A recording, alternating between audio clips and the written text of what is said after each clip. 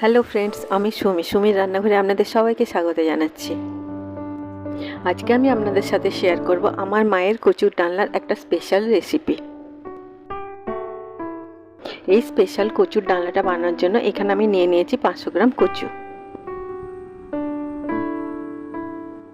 এবার আমি কচুগুলোর আর দুটো মিডিয়াম সাইজের আলুর খোসা খুব ভালো করে ছাড়িয়ে নিয়ে এগুলোকে একটু বড় বড় করে কেটে নিলাম।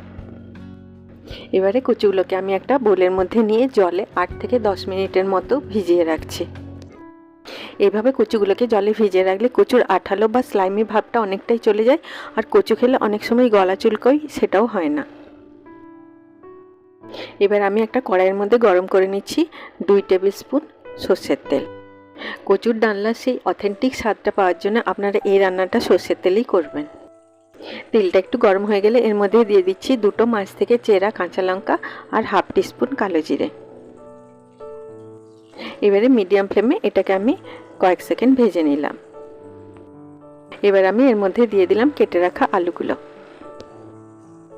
আলুগুলোকে আমি মিডিয়াম ফ্লেমে একটু গোল্ডেন ব্রাউন হওয়া পর্যন্ত ভেজে নিচ্ছি।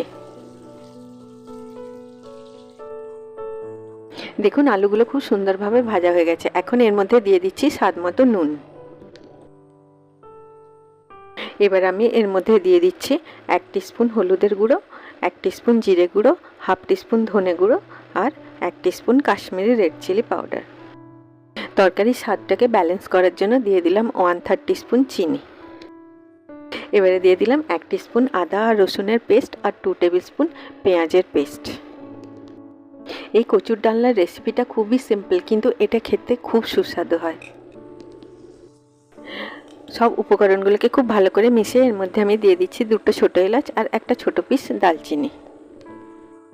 আপনারা আমার চ্যানেলটিকে সাবস্ক্রাইব করতে ভুলবেন না, আর পাশে থাকা বেল আইকনটি নিশ্চয়ই প্রেস করে দেবেন, তাহলে আমি যখনই নতুন কোনো ভিডিও আপলোড করব তার নোটিফিকেশন ঠিক আপনার কাছে পৌঁছে যাবে। এবার আমি মশলাটা খুব ভালো করে ভেজে নিচ্ছি যতক্ষণে মশলাটা থেকে তেল আলাদা হচ্ছে আর একটা সুন্দর সুগন্ধ বেরিয়ে আসছে। দেখুন মশলাটা খুব সুন্দরভাবে ভাজা হয়ে গেছে। এবারে আমি এর মধ্যে দিয়ে দিচ্ছি কেটে রাখা কচুগুলো যে জলটাতে ভেজানো ছিল সেটা ফেলে দিয়ে আরও 2-3 বার এগুলোকে আমি ভালো করে জল দিয়ে ধুয়ে নিয়েছি। আপনাদের সবার কাছে অনুরোধ রইল, আপনারা এইভাবে একবার কচুর ডালনা বানিয়ে দেখবেন, এটা দিয়েই সব ভাত খাওয়া হয়ে যাবে। এখন আমি সব উপকরণগুলোকে খুব ভালো করে মিশিয়ে 2 মিনিটের মতো মিডিয়াম ফ্লেমে ভেজে এর মধ্যে অ্যাড করে দিলাম 200 ml এর মতো জল। সব উপকরণগুলোকে খুব ভালো করে মিশিয়ে আমি এটাকে হাই ফ্লেমে একটু ফুটিয়ে নিলাম। দেখুন ঝোলটা খুব সুন্দরভাবে ফুটতে শুরু করেছে। এবার আমি গ্যাসের ফ্লেমটা লো করে দিয়ে এটাকে ঢাকা দিয়ে ততক্ষণ কুক করে নেব যতক্ষণ না আলু আর কচুগুলো খুব সুন্দরভাবে সেদ্ধ হয়ে যাচ্ছে। কচু খুব জলদি জল অ্যাবসর্ব করে নেয়, আর কচুর ডালনা নর্মালি ঠান্ডা হলে একটু ঘন হয়ে যায়, তাই আপনারা জল অ্যাড করে এর কনসিস্টেন্সিটা একটু অ্যাডজাস্ট করে নেবেন।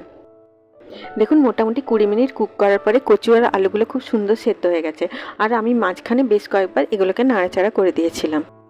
কাঁচা লঙ্কা আর কালো জিরে ফোড়ন দিলে এই কচুর ডালনাটা থেকে একটা স্পেশাল ফ্লেভার আসে।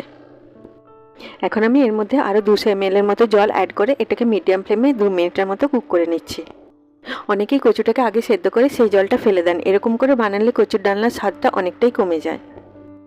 এবার আমি গ্যাসের ফ্লেমটা অফ করে আধা পাতিলেবুর রস এর মধ্যে দিয়ে দিচ্ছি।